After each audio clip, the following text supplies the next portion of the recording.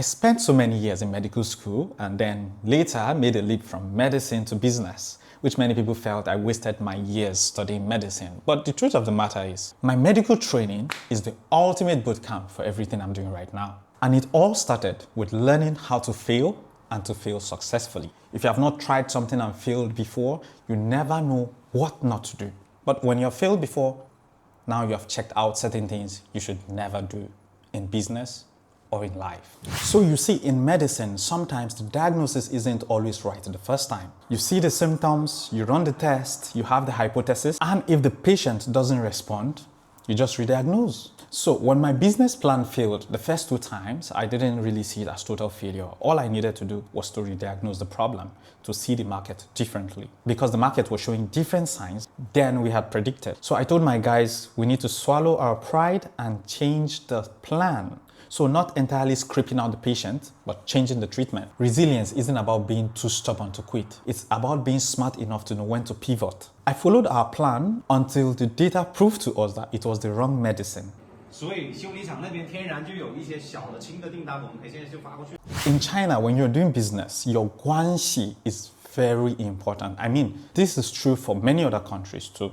Who you know is also an asset. No surgeon does surgeries alone. So you have the anesthesiologists, you have the nurses, you have the co-doctors and stuff like that. So business runs on the same principle. We have so many people who work in concert to be able to achieve success in this business. So we have those who do the procurement for us, those who go to get the contact of these companies, and those who do the negotiation, those who do the packaging, those who are responsible for the shipping, and so on.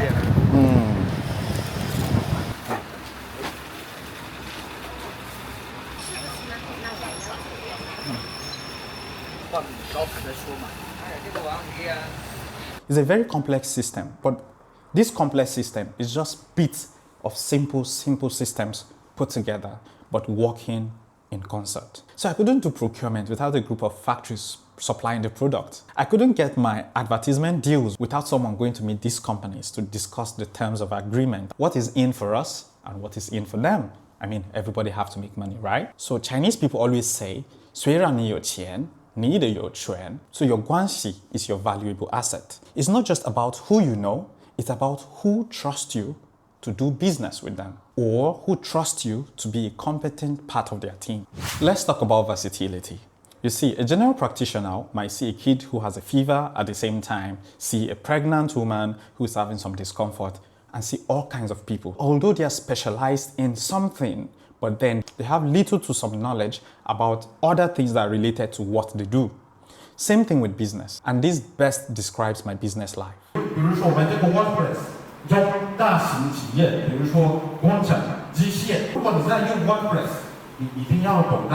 From doing business, to teaching how to do business, to doing advertisement, to doing managing, and all sorts of things that are related to business. You have to be a jack of all trades. I know a lot of people say, jack of all trades is a master of none. Although that might be true some of the time, but not all the time. This is what has helped me in this business world. My medical training taught me to adapt fast to situations, to learn quickly and be able to change when situation arises, contract problems, marketing briefs, translation, or suddenly something goes out of plan and then we have to come up with a new strategy.